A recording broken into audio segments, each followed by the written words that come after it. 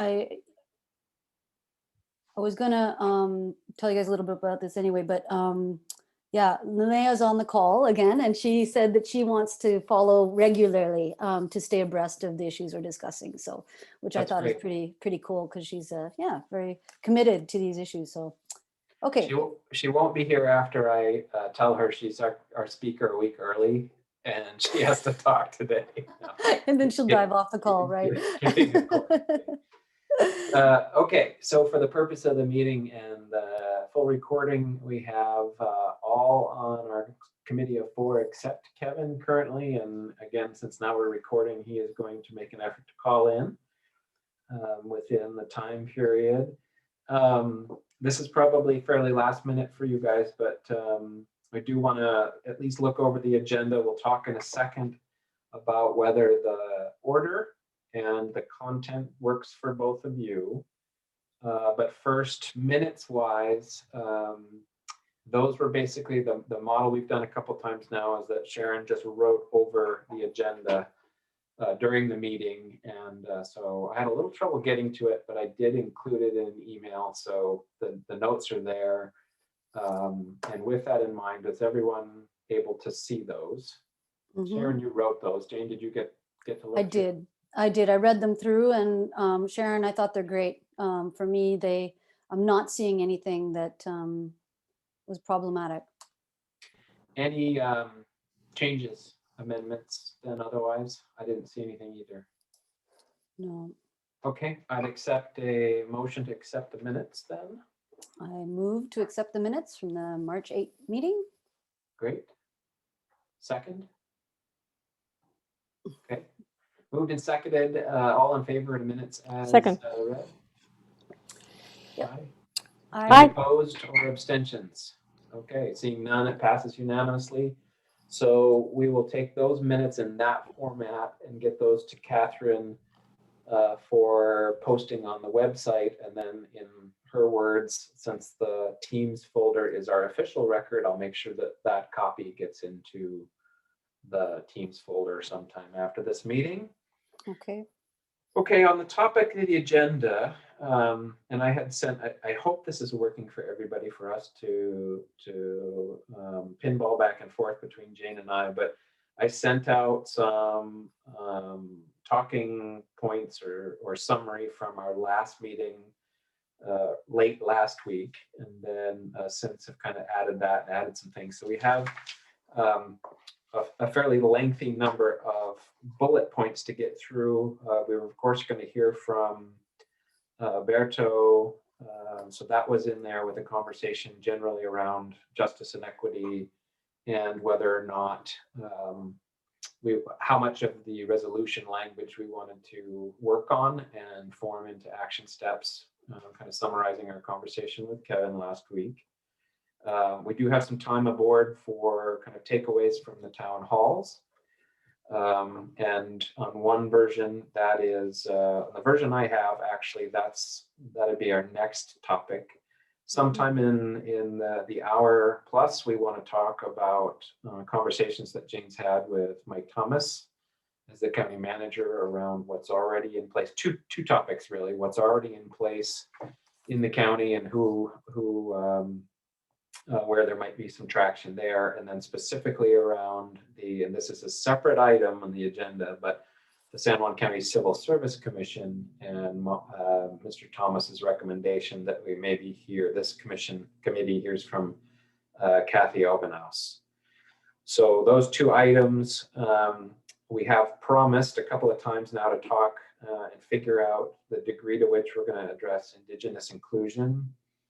And I'd love to do that today, and either for time have that tabled to make way for these other two big goals of ours, or talk some about where that fits and the degree to which and how soon we'll work on that.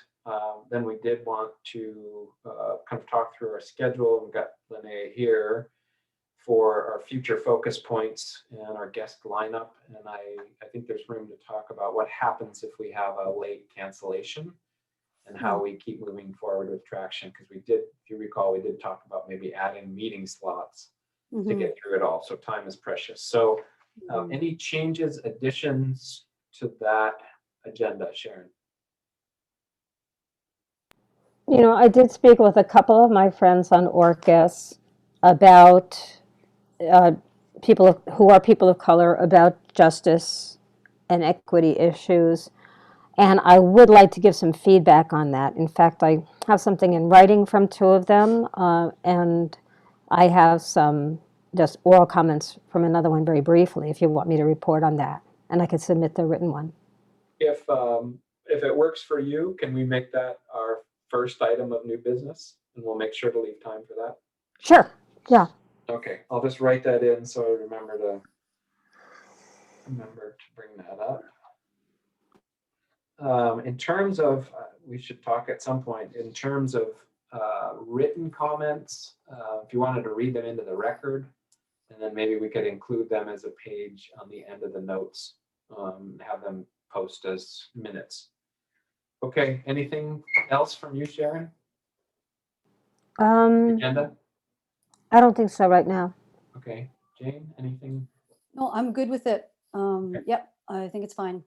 Okay, so even though it might be a little disjointed, then the next topic was going to be takeaways from the town halls.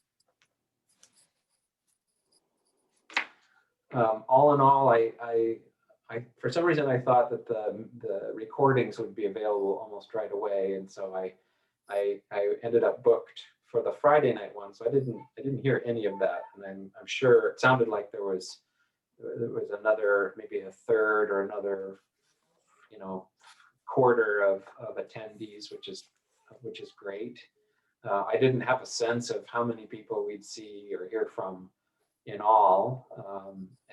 Generally speaking, it felt like most people were kind of aligned with the work that we're doing. I didn't hear any, at least Saturday, I didn't hear any real outliers. But what I want to leave today with is a clear sense of, if there's something that we're not doing that someone brought up that comes under justice and equity, we should kind of identify that. I know that Catherine or someone is going to be working on kind of a bullet list, and Kevin's going to recommend to us. But I wanted to take time to see if there were clear things that we are missing that people wanted us to cover, and then to generally talk about where we aligned with comments. So was there anything on Friday? Go ahead, Sharon. To my recollection, there wasn't anything that specifically had to do with justice and equity on Friday that was, contentious or contrary to the work we've been doing. Jane might remember something, but there was. Just for your knowledge, Kyle, there were a couple of things that, there were some negative responses to things, and they generally were around the climate position we're considering, and a couple of people expressed not wanting to pay any more taxes. And also, there were a couple of negative comments expressed on Friday about ranked choice voting. Most were in support, but there were a couple that were Counter. Yes. Mm-hmm. Yeah. Okay. Yeah, I took a few notes in the course of the conversation, in the course of the two town halls, trying to catch anything that we want to kind of have in our minds. One thing that stuck out for me is the importance of ensuring we're following the process committee and their look at Bill of Rights, because there seems to be some interest in Bill of Rights. It's kind of hard to say because we didn't really dive into it. But when Bob O'Connell provided a slight clarification that in looking at Bill of Rights and rights of nature, they are wanting to say something about human rights within that. So I just think it's important that we're working with them a bit to see where their thinking is, what research they've done on bills of rights that include rights of nature, just so that we're congruent there. So that was one thing that stuck out. There was a woman whose name I can't recall. She's a professor. Is she a professor at a university? I don't remember, but she had some very good things that she raised, and I'm sorry, I can't see her comments on my notes right here, right now. But she spoke about I um, know. some kind of recognition of the fact that we live on what have traditionally been Yeah. held indigenous lands, and something being mentioned in the in the charter about that, as a recognition. So I thought that was I like that idea. Was that Iris Gravel? Yeah. Was it Iris? Okay. Okay. Yes. Yeah. Yeah. Um, and the other thing I just wanted to mention, oh yeah, I think it was Chris Greason who also felt that some language in that preamble around, around recognition of diversity of the community that we live in, and ensuring that, yeah, there's just a sense that there's diverse peoples in this place, and we need to acknowledge and honor that diversity in our population. I think that was Chris's his suggestion. And then the only other, and I made this comment, I think, I don't know if it was on Friday or on Saturday, and Sharon, I think you heard it, but I just was, I was, I was struck by the emphasis on rights of nature, almost not at the expense of human rights, but I felt like, I think it's important that we get it, that we strike a good balance here in terms of, we absolutely need to protect the environment in this place. We absolutely need to deal with what our climate change crises upon us. At the same time, I think it's equally important that we're as a justice and equity group doing our work to ensure that the rights of the human beings here, and indeed, and reference was made to this a couple times, the younger generations coming behind us.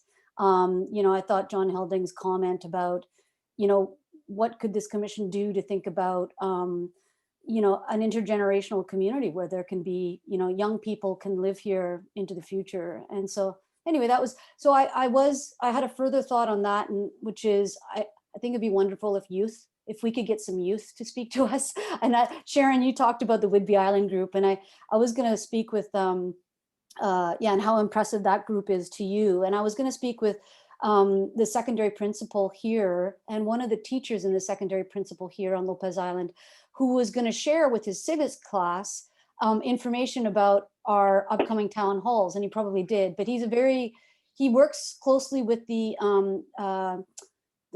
associate student body at the school. Like he leads that group as a supportive teacher. And the principal of our secondary said she'd be delighted to talk about how we could get some youth voices represented. So those are some takeaways for me from the two town halls.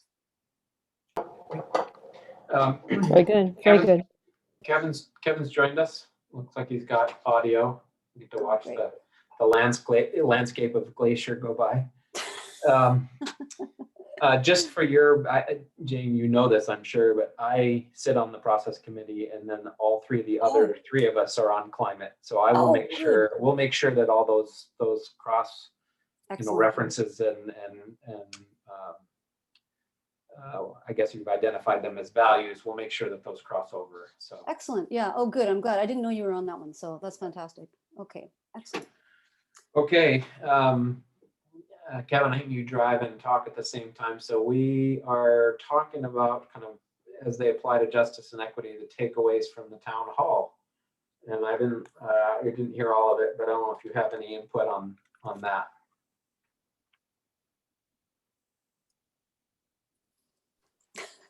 Yeah, I've got road noise, so I have myself muted. So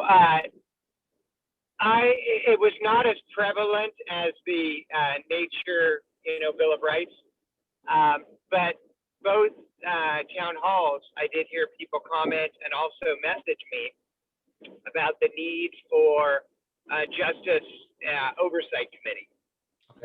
So I heard that pretty clearly from individuals, and I think more of those were actually messages, but when it came up in the beginning, there was a lot of nods, a lot of thumbs up, and then several messages to me.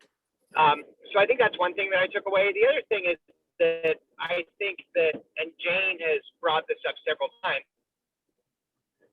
the work we're doing, while there's individual tasks or actions like the creation of a justice oversight committee, I really feel like the work we're doing, if we're successful, it will permeate through everything that we do. So there will be a justice lens on the environmental issues that we're tackling. There'll be a justice lens on the governance side. You know, each committee should frankly be dealing with our issues. It almost shouldn't be a separate committee, but I believe, you know, by us pushing it, it will be. But that's something else that I kind of took away from the meeting.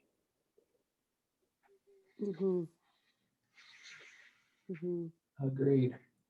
Okay. Sharon, any last thoughts on? No, I just want to say that I was kind of disappointed in the turnout on those two meetings. And if you think about the population of the whole county, that we only had like 50, 60 people.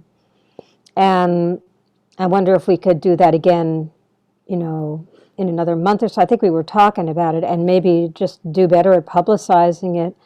And I really would like to hear from more people, you know, people of color in the community. And I think they just kind of don't want to single themselves out or draw attention to themselves. I'm just kind of guessing at that, but that's been kind of a feeling I've had. So I don't know how to, I mean, except for reaching out one-on-one like I started doing, I don't know how else to really get feedback from people on that.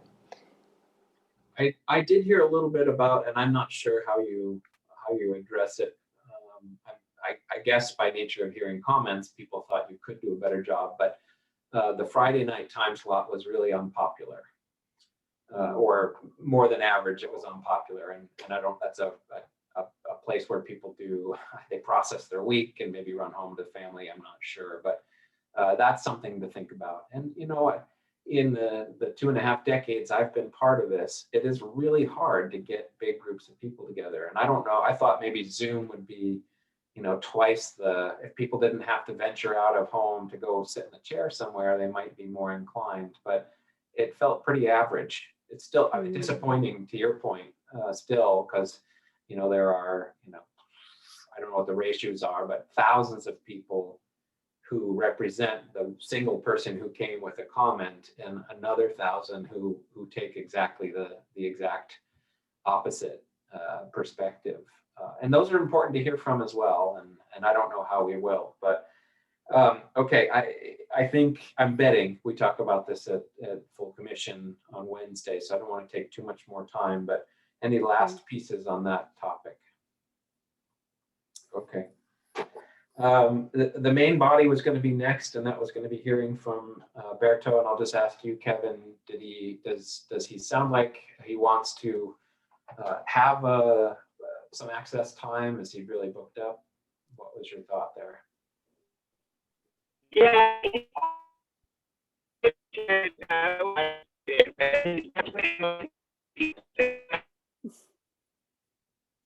Sounds like a robot. That's the upper Nooksack. So if you can hear us, you're not coming through too well. I'll come back to you on that. But you know, we were going to talk at length some more. I wanted to hear his thoughts really on Orcas Island Community Foundation and their work, and his own take on kind of the general the New Deal San Juan Islands and all of that. Not having him here, with or without Mr. Carter, also, I think we have about 15 minutes to talk. Shoot, there you go. 15 minutes to talk about just that piece. You know, are we focusing? I still feel like in order to write this in a concise way for other people, are we going to just tackle kind of the resolution and the action items, or, you know, the teeth part, or is there still a piece of trying to, you know, sort of put this equity justice language and shine a light in other parts of the county or the charter as well? So I just wanted to kind of twist down on that a little bit, see what you both think, what all of you think. Yeah, I just wanted to throw in, oops, is he back? There he is. Got your video back. I'm going to go off video and just be on audio because I think that'll be easier for the bandwidth. And then I am back with a few bars, so I can respond to your question when you're ready, Mr. Chair. You okay with, let's hear it right now, sir. Okay, I was just going to say, Berto is definitely willing to speak to us. Yeah, he's had some other stuff going on, and so he wasn't available last Monday or this Monday, but he's definitely willing to do. And I told him it's every Monday at 4. So I'll hear back from him regarding next Monday or whatever works for your agenda. I don't think you were with us the time we had suggested that maybe because we seem to have more people to speak with or want to hear from than the average, that we might add some meeting time. We haven't decided on that. That is a topic to talk about sometime today. We're booked, I think, currently for next Monday for the 22nd. I would love to hear from Berto. I'd love to hear from the group about how to schedule that. Well, we've got Judge Loring and Linnea next Monday. And so I think that, yeah, that takes March 22nd. Should we consider inviting Berto for the 29th of March, perhaps?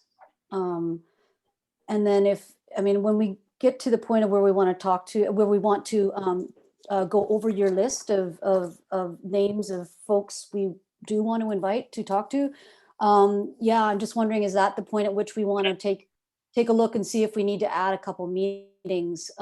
We will need to give adequate notice if we're going to add a couple meetings here and there.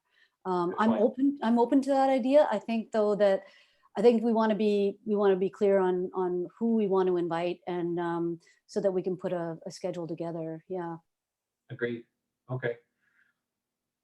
I would agree. I still want to hear from him, and if it takes other time, I'm fine with that too. I am aware the other groups, some of them seem to be making some real traction, and if there's not been love for a topic, they've done really well to sort of block out what they will focus on. And not that we have to do that necessarily, but we will need to make some topic by topic progress, I think. So, okay, let's push that back then to the conversation about future speakers. I just want to say that if Berto cannot join us on the 29th, I would vote for adding an extra meeting a few days before that or whatever. Mm-hmm. Okay. I think, you guys, is it 2 weeks notice we need to give if we're going to be calling a meeting that's open to the public? Do you recall how many, is it 2 weeks? Yeah, I think it's 2 weeks. It Okay. is? Okay. I think so. Okay. So Kevin, maybe we can find out if Berto is available on the 29th, and if not, well, since we're 2 weeks out from the 29th now, maybe we do it just like in the couple days after or something like that. We schedule a special meeting. Not Wednesday. Yeah, let's think about dates. I can't look at my calendar now, but I'd like to be there. The other thing though is I don't know if there's a rush to get him. I mean, we obviously need to start getting to a point where, and Kyle, this is the point you were making a moment ago, we need to get to a point where we're starting to come up with recommendations we want to bring forward to the full commission. But that said, that doesn't negate us hearing from Berto in 2 or 3 weeks. That's not the end of the world. Good point. Sharon. Right. That's true, but I'm feeling kind of like I would like to hear from him sooner than later. I mean, I don't know what happened to our Latino population on Orcas, but I seem to, and I don't go into town as much as I did, obviously, but I just don't know where folks are or how they're doing. And I don't really, I mean, Berto is really my, liaison to the Latino population on Orcas. So Kevin, I would be happy to contact Berto and just kind of go over calendar with him and see when he might be available, if that would be helpful. I think what would be helpful is just we come up with a couple dates and ask him if he's available on those dates. Okay. I would hate for him to say, hey, you talk to him and you guys agree on a date, and then half the committee can't be there. So Right. I think it'd be better if we came up with 2 or 3 dates and went back to him and said, does this work? Does this work? But in his, when he and I, we were messaging back and forth over the last couple of days, and he felt bad that he couldn't do it today. And he said, will I have another chance? And I said, absolutely, every Monday. So I just need to get back to him and say next Monday's full, but maybe the one after that. Yeah. Yeah. Okay. Let's And do that. I would say, I mean, this group is struggling. I said I would lead it well and keep it tight. We're struggling with time slots, and I hesitate to make 2 people on one day, but I think we can, if it's chaired well, we can probably hear from 2 people in a pinch. And next week there's a sort of a tag team pair, and they come kind of prepared that way. So Yep. yeah, okay. Absolutely. So and then for in terms of, go ahead. Thank you, Kyle. I was just going to say in response to Sharon, so I still keep in touch with several members of our Latinx population, and, they're still there. I think COVID definitely impacted them more than others in our population.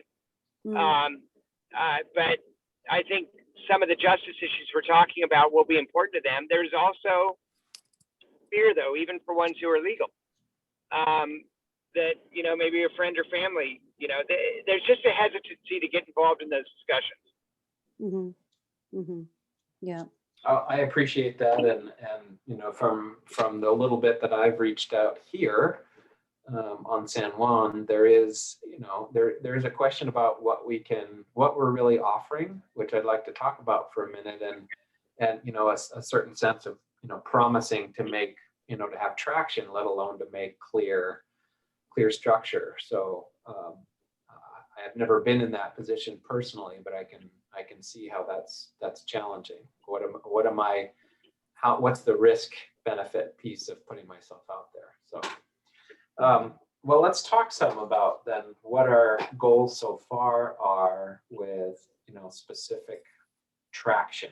What are, I know Jane, you've done a lot of work around the resolution, but we also know that some of that, we started out some of our meetings saying that the resolutions are great for the shelf, but in terms of if people don't, if county managers and county people aren't aware of them, let alone able to see work product come out of them or recognition of them, then so I would like to hear in some of the work we do moving forward, what actions can this body, and something that we didn't say, or that I didn't hear us say, is just in who we talk to, I think we can impact other groups and support them, but support the work that we're already doing, and have some of our traction be through acknowledging that it's important. And if we could do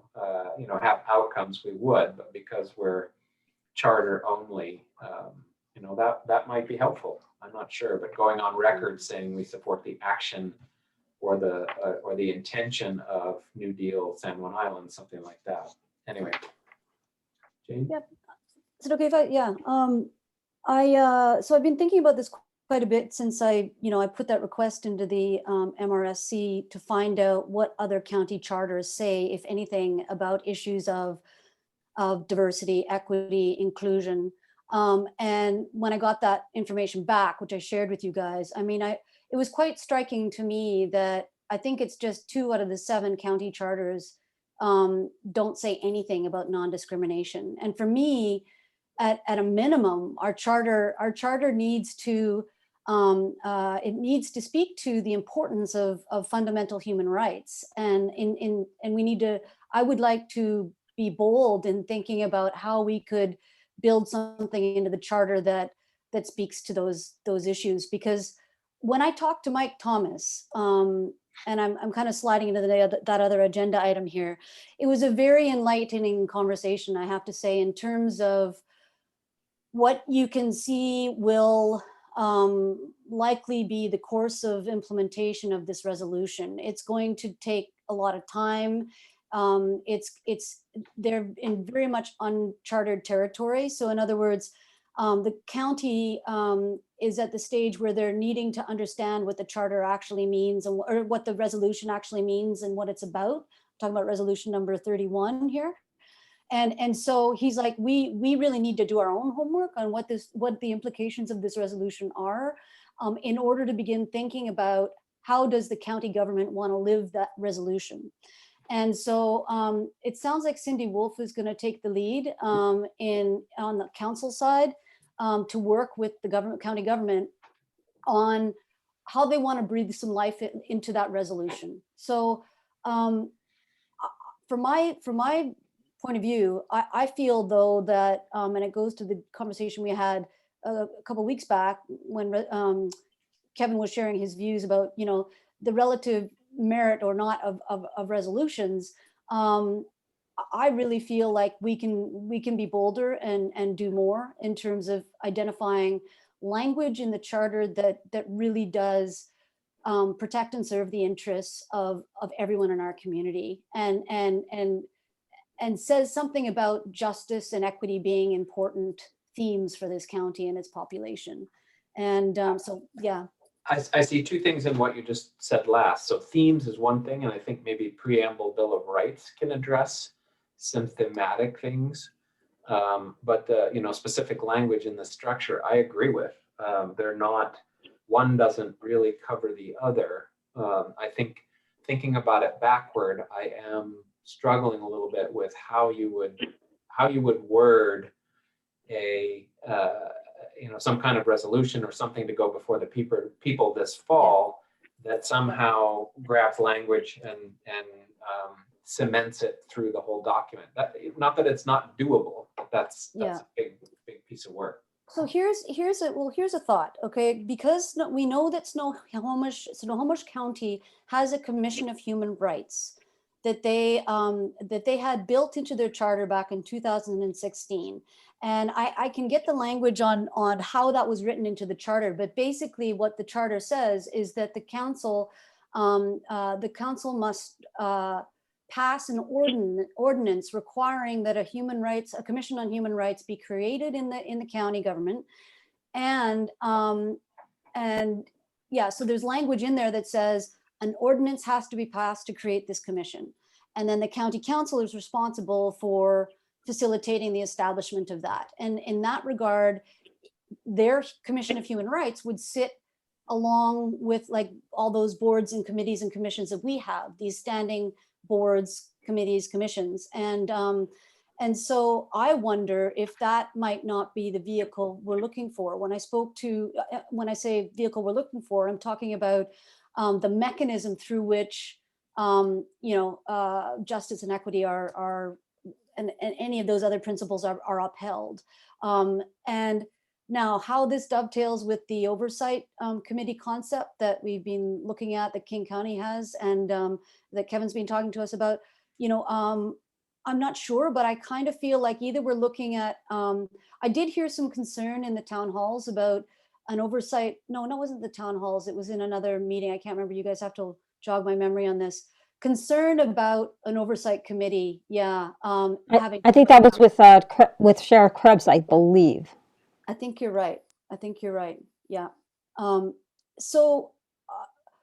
for my money, if we want this stuff to matter, we need to find some kind of mechanism that can be identified in the charter that would be established. That's my thinking on that. I guess for the sake of time, and I'm happy to tack on another 3 or 4 minutes for this conversation, because I don't want to skip from meeting to meeting and just get to the depth or the shallowness of where we are now. Can we come for the agenda for next week with, maybe 2 or 3 mechanisms? We won't be able to do it all, but do we move forward with a commission on human rights kind of concept, or do we do some language?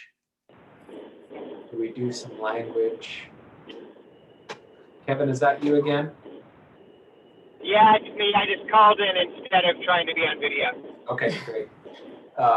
So we're just mentioning in your dropped gap, to keep traction on the topic, I'm suggesting that for next week's agenda, we bring, conceptually, what are the kind of the top 2 or 3 mechanisms by which we affect justice and equity the most. So to Jane's conversation or points about, a commission on human rights kind of concept, or, do we address it? And I've mentioned before, there's specific sections of the charter where it might fit, and or do we just do it via a statement, at least for this iteration, a statement in the preamble, Bill of Rights kind of thing. We're struggling to get through all of our material, and I think part of it is trying to settle on this mechanism piece. Do you have any thoughts on that? Yeah, I do. So I think that it has to be in the preamble, but it also has to be defined somewhere else, and probably in multiple places. But the specific action, whether it's an oversight committee or a commission, I think that has to be very clearly articulated in the charter. I also think that, frankly, as we saw last week with vacation rentals, Cindy's one vote. I'm glad Cindy's passionate about this, but I do not trust that the county will be able to prioritize this.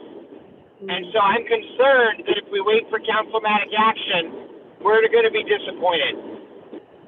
Frankly, just like we were last year, in the height of Black Lives Matter, we did a resolution, not ordinances. Right. And so I think the creation of an oversight committee or a commission, I think that very clear mandates. I actually had a dream the other night of something for the charter, which was, what if we put in the charter that, every 3 years there's an evaluation of equal pay in the county, and other things like that. We can't do an ordinance, but we can do an annual or a biannual review or something like that takes place. It doesn't say that we will act upon it. That would be up to the council, but it would put something in place. The other thing is, just like Jane was saying with Snohomish, we can say a commission will be created by a date certain. We could put the date in there. And we could say the commission will take responsibility for these issues. We could even say the commission will have these sorts of members. We can be pretty prescriptive in what we create. But the biggest thing that I'm saying is we could do it by a date certain, which forces the council to take action in a period of months, not years. Yeah, actually, Kevin, can I follow on that point? Go ahead, Jane. Yeah, please. And I'm just going to mute myself. Okay, so you guys, I just pulled up to remind myself that the text from Snohomish County Charter that really speaks to what Kevin was just talking about. So it's and I shared that email with you guys, so you've got this information yourselves. So it's section 3.130, and it's called, the title is Commission on Human Rights. And I'll just read it briefly, but I think it's important for this discussion because there is a date certain here that Kevin was just talking about. And it says, the county council shall establish by ordinance a county commission on human rights to serve in an advisory capacity to the county executive, county council, and other county officers and agencies as determined by the council on matters concerning human rights. The commission shall have authority to advise the county executive and council on all matters involving human rights, including but not limited to unlawful discrimination, and shall recommend executive or legislative action when needed to effectuate the policy of section 9.05. And I'll get to that in just a sec. At least one commissioner shall reside in each county council district. The commission shall meet at least quarterly. In brackets underneath this, it says added during general election, November 8, 2016, effective date, December 9. Now, if that doesn't mean, I don't know if that means that clause is effective as of December 9. So maybe there isn't a date certain there. I might be misleading you. But the section that this section refers to, that the Commission on Human Rights make sure that the county is abiding by, is section 9.05 on non-discrimination. Okay, so to the point I was making before, this takes that non-discrimination clause and deepens it and entrenches it across the government system by ensuring that the council passes an ordinance to create this commission. I have a proposal, and I want to hear from Sharon too. For time, we're doing this a lot, but what if we heard from whoever, there's some digging here, but find out who championed this particular edition for Snow County and at least proposed some kind of phone conversation with them for one of our next meetings and hear about that. I think that's great. Kyle? Go ahead. Go ahead, Kevin. So I already spoke to Dave Summers. He's the Snohomish County executive. He's willing to speak to us, and he was one of the leads on that. And I believe he was on the Charter Commission back then. It was before. He might have been on the county council though. But I know he's been very involved in that, and this is a big deal for him to implement it. And so he's willing to talk to us. Was that? But I asked him who in Snohomish County would be the best person to speak to us about their charter, and he said him. Would that be for the whole commission, or what were you thinking when you asked?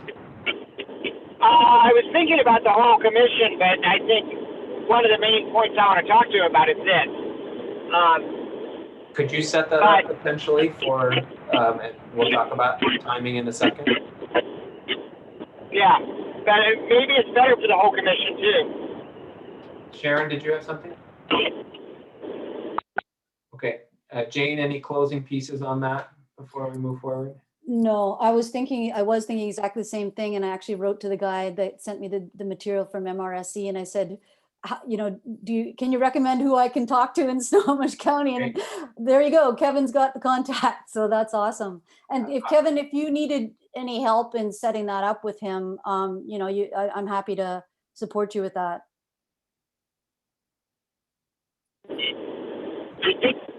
Thanks. I may take you up on that. It'll see. Right now, he's a good friend, so I'm just texting him and saying, when can you be available? Excellent. Okay. Okay, great. Should not be on record saying texting while driving. We don't support that message. Okay. I wasn't texting it right now. Jane, you're up next. You have a couple of minutes, maybe a summary, any more with your conversations with Mike Thomas. I guess I would just add to what I've already talked about that, there is a plan. It's part of their work program to work on the implementation of this resolution across the government. It's part of their work program for this year. So I don't want to diminish the effort they want to put into this.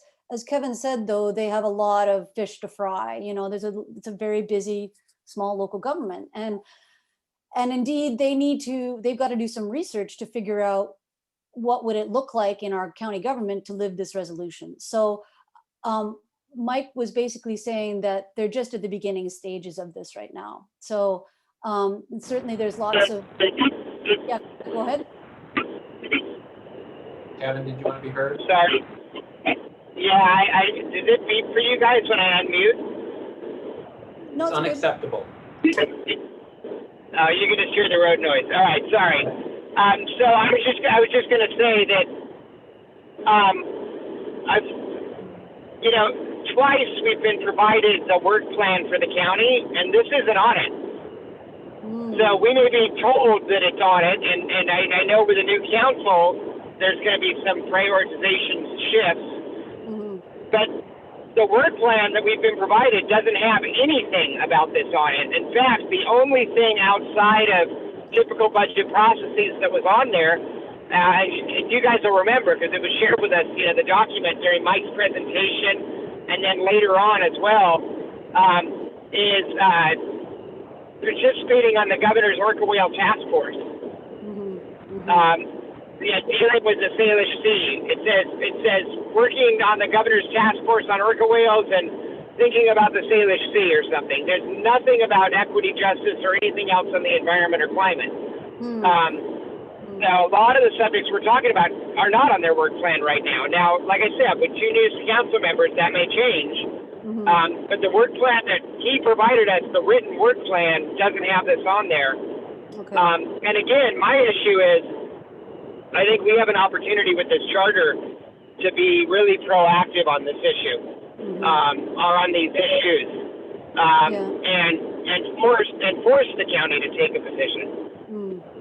It points towards the watchdog kind of commission on human rights even more. Yeah. So here's just to add to Closing, what. Sorry, closing comment. can I add one more comment, Kyle? Yeah, closing comment. Go ahead. The point I wanted to make, which kind of reinforces what Kevin is speaking to, is that you know, Mike's plan, it sounds like, and I'm not being critical of Mike at all. However, it sounds Kevin, like, can you mute? Yeah, I'm asking Kevin to mute because I can't hear what Jane is saying. okay, sorry. Thank Okay. you. Yeah, it kind of speaks to Kevin's point, which is they're not planning to put any, they're not planning to put much money into this, if any at all. In other words, their sense is that they can, the staff can manage it. The staff can apply it. They'll figure it out, kind of thing. In other words, it's really, there's no budget for this. And so, again, having shared with you guys before, you know, the work that I've done in gender equality over the years, I guarantee you, unless a government decides it's going to put money into something, it may or may not happen at all, right? So exactly. And so, you know, for me, it's really, it's a bit disheartening, to be honest, you know, because it suggests to me that they're not going to take it very seriously. And so yeah, that it's a warning sign to me. And I think that if you did create a mechanism within the structure of the charter, that, you know, that had some accountability built into it, yeah, you'd, it's gonna have greater weight. It's more likely something will manifest from that. Yeah, I feel much more so in the last couple of weeks, like, you know, the county is in crisis mode. That's not a defense for ignoring some of these things, but once you're a family or a person in crisis, it's really hard to see the value and the traction of some other things. So, okay, let's have a couple of minute conversation, not to undervalue the Hey, topic. Kyle, Kevin, can I make a couple closing comments on that? can you write them to us? We're unless we all agree to extend time, we're behind. Would you? It was going to be quick. Go ahead. Remember this, and I'm going to use this in the future. Aha! You have to beg, Kevin. All I was going to say is we could not only stand up a commission, we could also say that it has to be adequately staffed and funded. And so we can put that in there as well. We can be very deliberate. The last thing I was going to say is that I'm hoping that the next person we bring on board as staff for the full commission, one of the things we're going to assign them is looking into deeply, how can we strengthen a position like this? How can we, what teeth can we do, you know, to put in there? So I just think it's something we should think about is what would we want them to do? How strong do we want them to be? Okay. Right. Okay, let's talk for a couple minutes about the, and I was pleasantly, well, I didn't expect otherwise, but there was some inclusion of Indigenous issues in the town halls, and I think that speaks to the importance of it. And you know, human rights, a commission in particular, could there's no reason it couldn't take up something similar. So I don't want to see it fall off our platter. I appreciate that some of this other work might be, because it might look more challenging to put in place. We certainly should spend the time on it. Do we, by consensus, do we agree that and I don't want to say the Indigenous issue, that's very broad, but as a subtopic of this, is it important to people to keep on the platter? Absolutely. Okay. Absolutely. I would, I guess, just say that at some point, maybe mid-April, based on how I see our guest speaker calendar coming together, that we could maybe hear from one or two people that would kind of jumpstart this conversation again. Does that sound good to everybody? Okay. Yeah. Any thoughts from you, Kevin? Okay, too slow. Okay. Yeah, just a couple things. I was just going to say that just give me a date. Just give me a date, and I'll reach out to Sharon Kinley with the Lummi Nation. I'm sure she would be happy to speak to us, and probably Jay Julius. Great. But if we could pick a date now, I can reach out to them sooner. That would be good. And yes, it's an absolute priority. How about, I've heard this in a few different venues. So, you know, the Lummi don't speak for the other Salish nations and vice versa. Is there anybody that we know of, just maybe by handshake, that we could include just on that issue? I mean, we can go ahead and invite, there's 13 tribes that have UNAs in the San Juan Islands. So if we get into that, you know, well, we could invite somebody from the Tulalip or somebody from the Swinomish as well. We've had more communication with the Lummi. And I will say that historically, the Lummi were the only ones that had permanent villages on Orcas Island and on the San Juans. The others came in the summer. But they would argue that, and that's not our place to get in the middle of that argument. Mm-hmm. Mm-hmm. I am not the person to advise on that level, but just to acknowledge that piece somehow. So complicated. Okay. Whomever we hear from, they need to be indigenous. I'm tired of white people translating for them. And I would agree with that. Well, Well, so would I. That I'm good with that. That helps, just to know you guys all share that as a priority. So we'll plan to come closer to that in April. Sharon? Kevin, you mentioned UNAs. What is that? I'm sorry, usual and customary fishing areas under the federal Bolt decision, which gave tribes more authority than any other tribes in any other state's tribes in the country. Washington tribes got authority, and one of the things that was defined was their usual and customary fishing areas. And so that describes the area where they used to hunt and fish, which was their land and their sea. Thank you. You're welcome. Did you pull over for this? I don't hear any of the road anymore. I'm off the freeway. Okay. He's in a plane now. How about where do we sit on the Civil Service Commission research? Jane? Oh, yeah. Okay. This will be short, but I really am interested in your feedback on this. So the Civil Service Board is actually what it's called in our county government, and the Civil Service Board's responsibility really is very specific to the sheriff's office, and it oversees the governing of the sort of the hiring and letting go, and I guess a little bit of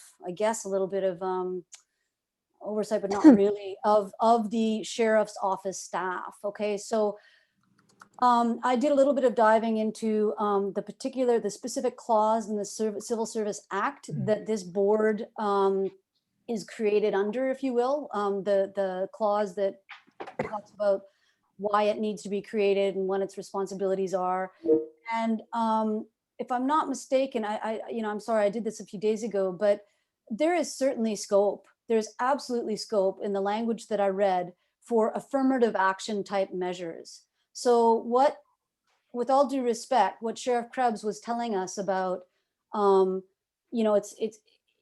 is completely out of his control, frankly, because the Civil Service Board does manage his staffing for him, if you will.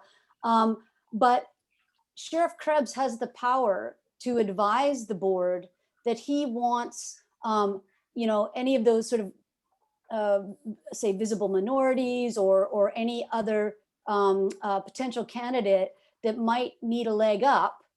He has the authority to inform the board that he wishes, say, for example, to have a female candidate. He wishes, for example, to have a Hispanic candidate or something like that.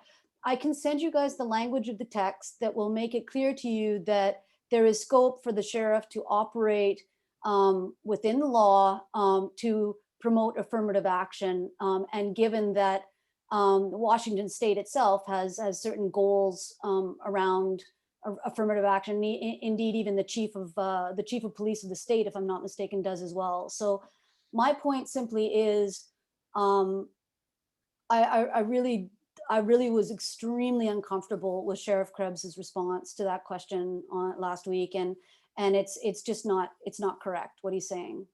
So I do think it could be useful, perhaps, to have somebody from that board speak to us. The other thing, that is worth bearing in mind. I mean, the positions are currently held by 3 men. It's the county council that reviews applications for board or commission or committee positions. Those are advertised in the public. So it's the county council that selects who will be on that board. And yeah, so that's Jane? how it's created. Jane, is there a term or are those at-will board seats? Do you know? No, it's just 6-year terms. 6 Oh, wow. years. Yeah, Yeah, it's a term. yeah, 6 years. The other thing I would say is that the governance committee of the CRC. Oh, I'm sorry, Kyle. Would you like Chair, to can I speak, Kevin? Go ahead. Yes, I would. Thank you. The governance committee of the CRC is discussing or will be discussing committees of the full county. And in that discussion, one of the things that our committee could recommend is that all committees and commissions of the county represent a diversity of the county. And that they, strive to. And so I think that this might be something that we put across the board for all of our commissions and positions, that we say there must be equal representation in gender, they must be equal representation in race, and so on. And Sharon is correct. There is an ability to prioritize who you're looking for with the commission that she's speaking about. I have not read that in a long time, but I also remember that when I was a county commissioner, I made those appointments. And so we, there's a fine line we're walking with how prescriptive we want to get, because some of this we just hope that, Cindy and Jamie and Christine would do the right thing. But it's not always going to be those people that are there. And so part of me feels that we've been waiting for a long time, and maybe it's time to get prescriptive. But in the charter, we could say that. We could say that boards and commissions must. It's not a should, it's a shall have some sort of representation. And we could specifically call out the civil commission as well. Sharon, were you able But to I would not. capture that? I was just going to say I would not confuse that commission with an oversight committee or commission. That's a No. separate entity. Right, for sure, absolutely. You guys, I'll Sharon? send you that language, okay, Kyle, that I dug up for you? That's great. Okay. Sharon, were you able to capture that thread well enough for later? Because that's an Yes. important one, I think. Okay, great. Got it. All right. So it sounds like there's some appetite to hear from, to certainly think about the longer term and maybe consider some language for board and commission selection.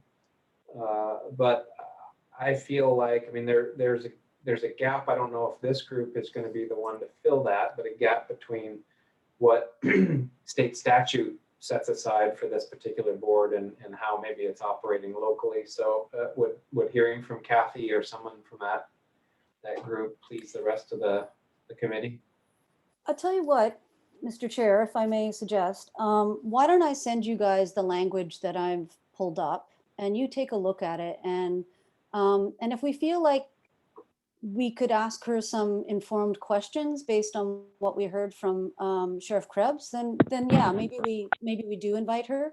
I think it wouldn't be one of our top priorities right now. But I will share with you what I grabbed from, the clause in that act and so on and so forth. And so to give you guys more to ponder as we think about whether we invite her. So Sharon, if you could make a note, let's have that be a placeholder for the agenda for next week, where we kind of respond to Jane's point about reading that and maybe take action next week if needed. Kevin, you came up. Did you want to speak to that?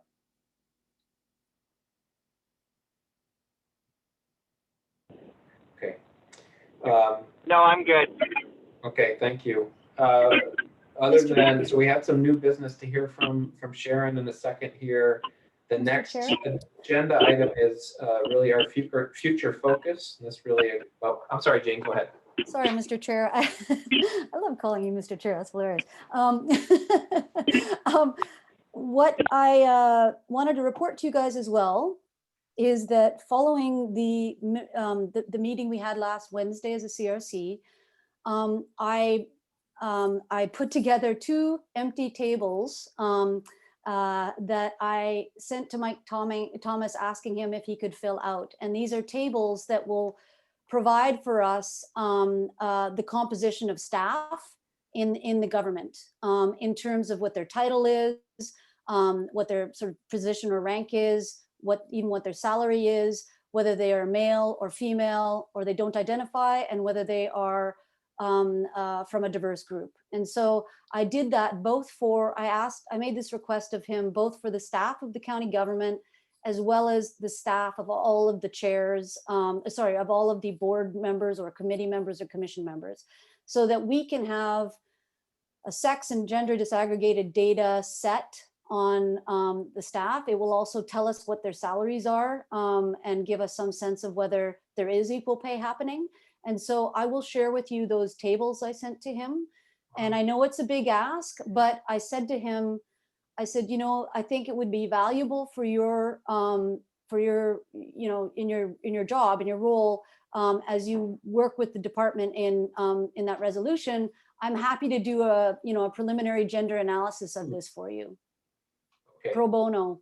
Thank you for doing that, Jane. A point of order for you, Kevin, for my benefit. Do you want any requests like that to come through you as the chair? Does that matter? I'm glad she did that. But... I'm sorry, Kyle, could you say that again? Sure. I'm really glad that Jane did that. I'm grateful. I think that's a really great move. But for formality, for my benefit in the future, do you want those requests to come through you as the commission chair? Does it matter? No, I don't. Okay. I don't need them to. I just need to be aware of them. Yeah. In case I'm asking him for similar stuff. Okay. Yeah. Okay. Yeah. I was going to ask him, but no, it's fine. This is great that it's happening. It'll be fascinating. Yeah. So I mean, I really was offering to do a little analysis for him, and it would be extremely valuable to their organization as they work on this resolution. So it's maybe it's not the best timing for them, but so yeah, that's a good. Thank you for that point of order, though, Kyle. It's an important point. I did mention to Kevin last week that I had sent it, but not in a very formal way. So okay. I'll share with all of you the 2 tables. I'll share with you the email I sent to him, just so you're aware of what I asked for. Okay. So playing right into I think it's great that you're doing it. I do too. Excellent. Any last pieces on that, Jane? No, that's all. Thank you. Okay. So second to last on the agenda, future focus and guest lineup. So just as a summary, and I'll read it if you don't have it in front of you, but we've had some future speakers lined up. So we have the great good fortune next Monday to hear from both Linnea Anderson on the call here and Judge Catherine Loring on this topic. And that will be, we'll see. I guess we need to talk about when we want to fit. I guess we'll talk to Berto about maybe being on or hopefully being on the 29th. So 22nd is next. That next week is the 29th. Does that sound right? Sure. Did you ever reach Kevin Carter? He did speak to us last week. It was maybe a little abbreviated, and I think there was more to talk about, but I did reach out to him again today just to say, hey, there's some room in our conversation now that Berto isn't here if you want to join. And he was really, I felt like, you guys can comment, he was really energized by the conversation and said that he would want, when he was available, to come back and kind of listen in like Linnea has been. And I fully expect to see him again. So, Sharon? Yeah, he was very encouraged, and I would really like to have his feedback on anything we're working on. We have also expressed interest on this top on specifically on development of the resolution and any tangential outcomes. Talking to Commissioner Wolf or council member Wolf, I'm sorry, and former council member Rick Hughes, who Kevin Carter indicated was part of the formation of the resolution language in the first place. So Jane, go ahead. Sorry. Yeah, just to follow on from Sharon's comment, a big takeaway for me talking to Kevin, and I wanted to make sure Kevin Ranker heard this, but a big takeaway for me, and you guys, I know you will have remembered hearing him say this as well, is that, you know, they've got a lot of good ideas that they're germinating based on those action items that were removed from the resolution. And what they're struggling with is knowing how the government could be, you know, tasked with dealing with any of that. So I found that, you know, it's like they're not familiar enough with how the government could become responsible for some of those kinds of things. Did you guys hear that as well? Yes. Yeah. Yes, yeah, I did. Remind me, I don't know if I wrote down in the notes from last week, the name of the group that he's, other than the Orcas Island Community Foundation, what was the new spinoff or the reconstituted group that's doing that? Do you recall? There's a group through the Community Foundation that created a kind of inclusion and equity group, and they've been meeting regularly and have made some great progress too. And that's Berto and Kevin Carter together. Okay. Yeah, I'm trying to find the name of it in my notes. I But just it like had, to include that in the notes moving forward, just so that just so they get, you know, identity credit for that. This is a question kind of for you, Kevin. I think there's been some, I think it came mostly through Maureen. There's been a lot of interaction with Mr. Wolf, James Wolf, in HR at the county level. Before I heard that, I definitely wanted to hear from him, but it sounds like he's already speaking, and maybe we've captured. I mean, not we, but I think he's already spoken to some of this. Do you have a sense of that? No, I do not. No, I understand. Well, there's a few things going on. One is the fact that I think James Wolf, who's lead on HR, is looking into some of this stuff. I also get the sense that, and this is a good thing, but the fact that we're raising these questions and talking about potential actions, people within the county government are saying, "Oh, I better jump on that before they do." And so I think James Wolf was already working on some of this stuff, and so I'm not putting him into that category, but I'm definitely getting the sense in some other places, and maybe this one, that that's taking place. So I'm not sure what's actually happening versus we're being told things are happening. Right. Well, go ahead, Sharon. I don't know if this is a factor in what James might. Can we mute everybody? Kevin, can you mute? Yeah. Too much Yeah, I noise. Pulled on over my even. There's just a lot of kind of remnant noise. I don't know. Anyway, yeah. So I know James Wolf personally, and his wife Denise. I don't know if you guys know them at all, but they're friends of ours. Denise happens to be a Black woman, so this is of concern to James personally. So my guess is he has been following this probably for a long time. And in speaking with Denise like a week or so ago, and you know, she expressed to me, she said she would be very interested in working with us if this is something really serious, if this is something that is really going to have some teeth and some impact. Well, I don't know how to. What I was going to say first to that is I also don't want to. I don't know how to ask the question maybe to James directly, but I don't want to duplicate his effort and spend his critical time saying the same thing to two different groups. So I was going to put this on you, Jane, for next week. That's not really fair. I will talk to Maureen and just see if, I can't remember if they actually plan to hear from him in person or if she's just been kind of doing offline stuff. I would say maybe like the 5th of April is our next time slot. That might be a time. We've got some space before then, but I will work this week before we meet again and have a sense next time if there looks to be a role for him to speak with us uniquely. Is that okay with people? And then maybe if he does, I don't know, Sharon, if you would be willing to approach him about it, but Sure. Yeah, absolutely. okay. So that was one other name. Just to close. Can I have that? Say again? Can I say one more ahead. just very quick thing about that? I asked Anissa, you said, what's your experience been like in San Juan County? Because I really wanted to see if she's had issues. And she apparently has not had issues here. She feels really safe. She feels really good. She has had issues in Seattle because she's a counselor and she goes down to Seattle to work. And she's had issues down there. So if King County is working on any of this language also, that would be interesting to know. Okay. I think it would be to your question, Kyle, I think it would be very interesting to hear from James on what he's working on or will be working on, and then see how we can be complementary to that.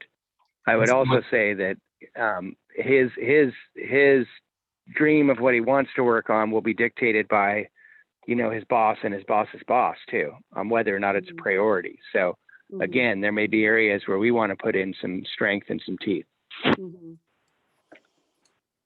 Yeah. Okay. Kyle, just to follow on to that, Linnea and Judge Loring are, just to give you guys a bit of a sense of, what they're going to speak to us about. I think they're going to help us understand, the judiciary is an arm of government that has responsibility for law and justice, and how they interact with how they're structured and how they interact with other parts of government in the responsibilities they fulfill. So I think it'll be really informative for us to hear from them, get an idea of how they're structured as the judicial arm of government, and that might give us a little more information about what we would want James to come speak to us about, because no doubt they may have some interaction with him. I don't know, but yeah. So Okay. And if you can help it, Linnea, don't leave the call. I have a question for you on that exact topic for new business. So you bet. Great. So to finish out kind of the list that I have so far, and of course we'll keep building on it, Barbara LaBrash from San Juan County Social Services around some of these same questions, but also around we mentioned disability access and treatment in the county. I have a couple of other people who I have now approached, Latina community leaders, a husband and wife couple who are in both EMS, in family resource services, and in court translation. And then we mentioned already Ms. Kinley and Mr. Julius from the Lummi Nation. And then I guess I gave you the first bullet for new business. Just to close in, to bring in Linnea, I would just say, would you think about, before you present to us next week, I'll ask you this again next week. We heard a lot over the weekend or Friday, Saturday about missing kind of both the multi-generational piece in the islands, but particularly the youth piece. And because you have that access, if you can think of somebody from whom this group would benefit from hearing on these topics, I would welcome that for a conversation. Hey, Kyle, this is Linnea. May I just ask a clarifying question so I make sure I understand? Sure. Oh, great. I'm trying to get to a place where I can turn my camera on and be appropriate. Sorry. My office, my hair is funky, but what I hear you asking is, are you looking for youth voice representation? So maybe we could organize several youth that may be interested in coming and speaking with you. Is that what I hear you asking? I'm not yet asking for you to organize that. Just, if you think that there is a person or people to do that, Okay. and then if so, if you could have a short list for us next week. Sure. Um, I also am just curious, is there an opportunity for public comment today, or is that not available today? It's not planned for. We could certainly Okay. circle back to that. And if you have some, I would like to hear that. But I did, Sharon needs the floor for a little bit and then I'll come Sure. back to you. Okay. Not a problem. Thanks. And Kyle, I had one thing under your suggestion for who else to hear from. Great. Now's the time. Okay. Erin Odell, who's the director of the Community Resource Center on Orcas Island. She deals with our homeless population, our people of need, be it mental health issues or crises, as well as a lot of people who, same folks that show up at the food bank show up for her because they supply other stuff like bathroom goods and other things. And so our low income and homeless population particularly. And I think it'd be really interesting to hear from her with regard to our topic of equity and justice, how we may be able to help those populations. So it's not just racial justice, but it's also socioeconomic justice. Absolutely. Thank you, Kevin. Jane.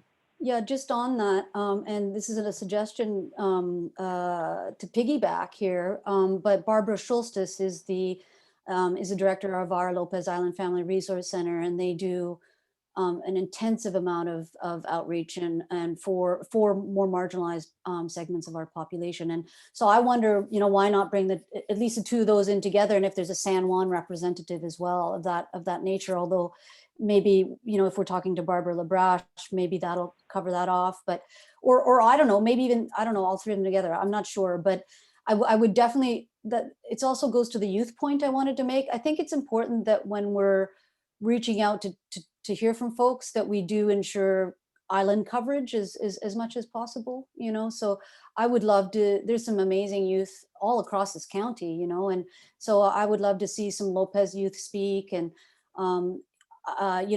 hear from Orcas, hear from San Juan, maybe some of the smaller islands. Yeah, so. You got the golden thumb of approval on that.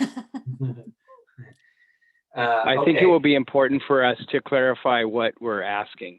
Absolutely. And also maybe get a little further on what we're doing. Yeah. Like Barbara does mental health. Erin Odell deals with people in crisis, but also deals with many other things. And so I think those would be separate. But I think with the youth, we don't want to invite youth and just say, hey, tell us what you think. I think we need to be clear on where we're going. And I asked that of Linnea now because she's been listening in, and we have the wherewithal to say yay or nay, but I'd love to hear the idea and the justification. That'd be great. But I hear your point, Kevin, for sure. Okay, so as always, we're open to more names. I think we're solidly booked through April, if not longer. So do we need to talk about adding time slots? This would be the space.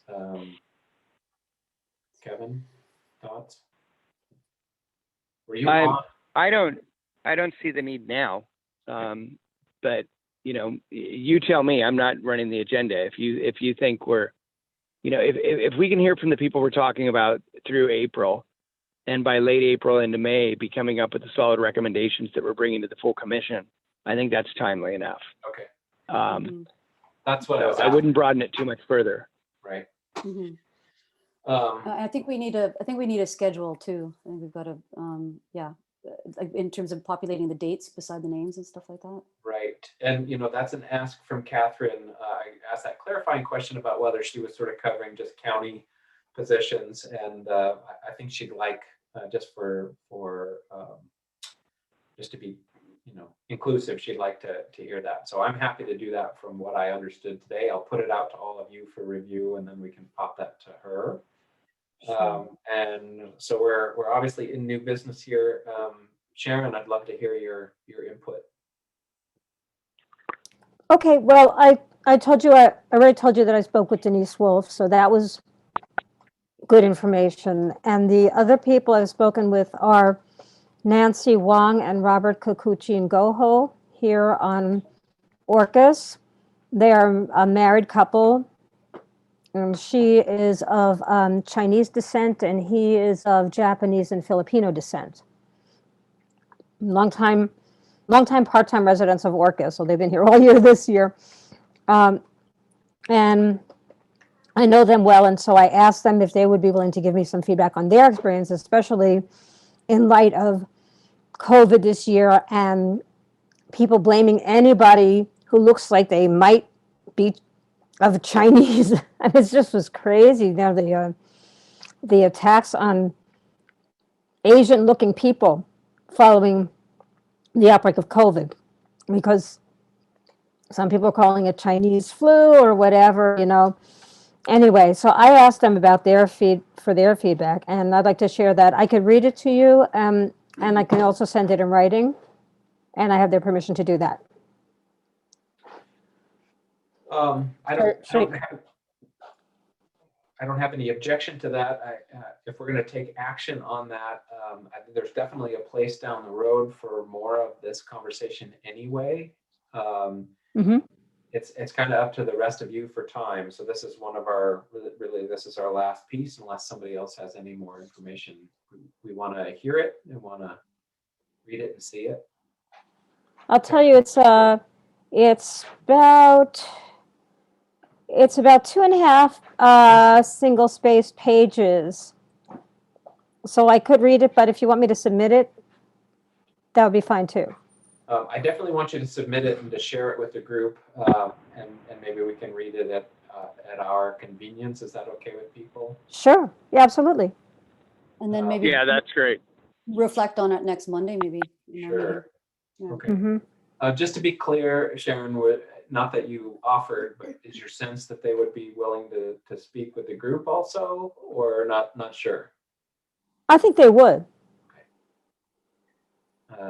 All right. Thank you for that, and I hope that there's always some of that if anyone has anything, brings that from the community side. On that level, does anyone have any issue with? I'd love to hear from Linnea. I think it's her public input. Are we okay with that? Mm-hmm. Okay. Let's do that then, and that'll kind of close us out. Okay, thank you. I have two thoughts. One that I was hoping to share and one that was inspired by the conversation. So I'll start with the one that I had kind of thought about coming into this. I tuned into both town halls and they were super robust, and I just loved hearing all the conversation of the residents here. And I believe it was on Saturday, where a gentleman from Lopez, I didn't catch his name, but he talked about the consideration of rights to be children and the right to be a youth. And I want you all to know that that really struck me, and it inspired me to do better. I know that that's something that we're committed to in theory. We practice that very well, but I'm not sure that I have anything fully grounded in a policy approach that if I were to keel over tomorrow, the next person sitting in this chair the very next day, would they pick that up and run with it? Or would it be more challenging to dismantle that critical piece of developmental framework? You know, kids are not little adults and they need to be treated in that way, and they should have a right to being kids, regardless of their behaviors. So that was one thought that really struck me. And I want you all to know that your conversation with the community, really, I grew from that. So thank you. I wanted to just share my appreciation. And then in your request for youth voice, this is something that we are very committed to through our positive youth justice model and the work of the Search Institute, and building our programs somewhat off of the developmental assets theory. And one of the 8 thriving indicators that we utilize in our work in juvenile court services, there are many, there are 8 thriving indicators, but one of them is when we can provide opportunities for young people to exhibit leadership, especially youth who've been touched by the criminal justice system. This is really an opportunity to see that they're thriving and moving to that place where they're in the center of society again, rather than being pushed to the margins or finding their place where they feel like they only fit in the margins. So opportunities, I really appreciate any opportunity to have young people come to the center of this work and for you all to hear from them in a meaningful way. So thank you so much. Before you go, I got positive youth justice, and you said search something after that. What's the rest of that? Sure. There's a lot of our work that is informed by the research and data influenced by what's called the Search Institute. Okay. Yeah, they've been at this forever, and their focus is developmental assets. Great. Okay. Thank you for that, Lene. I appreciate it. And I look forward to next week with you and Judge Loring. Anything else? So that wraps up our intended agenda. I think despite going over it a little bit, it was a good week. Lots of work ahead. Any other pieces? I have this question. Do all of us think we're going to be there next Monday at this point? Okay. Yes. Yes, great. Thanks, Kevin. Is somebody willing to summarize as needed for the Wednesday meeting, if there's space for that? So what I learned from doing it last week, we want that to be brief and probably the top 2, top 3 winners. And the chair, vice chair, and Catherine as staff all appreciate a written kind of a version, maybe a crib notes of your version, Sharon, but still less than the notes and more than the verbal. And then that ongoing list of who we'd like to invite that we want to courtesy Catherine with and get her help with for scheduling. Sounds like we don't need added meetings, so we don't have to worry about that 2-week notice piece. So I think we're okay for the week, unless anyone has any parting shots. Kevin, I can't see you, so anything to add? Is Linnea still on? Yes. Looks like it. Yep. I was just going to say, Linnea, thank you for your comments today and for sitting in over the weekend too. But really, thank you for everything you do. I hear your name mentioned a lot, and I think we are very lucky to have you working with the county. So thank you. You are you're choking up this tough broad, so thank you so much. Excellent. If you'd like, I can speak, Kyle, at the meeting on Wednesday, if you'd like. That's great. Okay. And so what I would like to do though is just share with you guys the bullet points beforehand, to get your okay on them. But I'll keep it really brief, like 2 or 3. And then, am I correct, Kyle, that you're going to follow up with Catherine with names that we're working away on here? Ones we've talked about so far, yes. Okay. And is she looking for dates as well or not? Good question. Okay. I'll include those. Yeah, I didn't notice that. Yeah. What I want to avoid is that it's somehow published so people have an expectation that they can hear. But, there is a courtesy to the other committees that, if they do want to hear in, like James Wolfe, for instance, that they can plan for that. So, Sharon? Right. Let me know if you want me to reach out to anybody at this point with specific dates about speaking. Okay. Because right now I don't have a plan to do that, but I'm more than willing to do that. And as soon as we get off this meeting, I will send you my notes from this meeting. Great, thank you.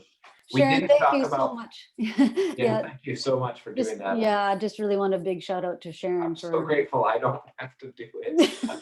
I don't mind saying. And you do a great job. Thank you.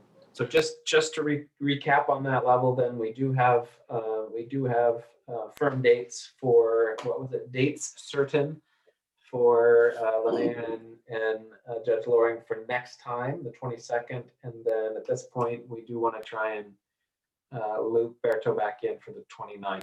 And then we can talk next week about whether we add a name or just him or how we do that. Yeah, maybe we do want to have Kevin Carter back with Berto. I mean, depending on how Berto feels about it. Right. Okay. Motion to adjourn. Anyone? Motion. A second? Seconded. Great. We got a motion and a second to adjourn. All in favor? Any discussion? Just to be painful. It's a great idea. Very funny. Any opposed? Thanks Excellent. you. Thanks team. Thank you guys. Thank you guys. Thanks, Linnea, too. Thank you very much. Thank you, Linnea. Yeah, we'll see you guys on Wednesday. Bye. Bye now. I'm going to stop recording, by the way. Thanks, Linnea. Bye. Yeah, okay, bye. You don't need me for anything. You got your question. I believe so. Thank you. Okay, perfect.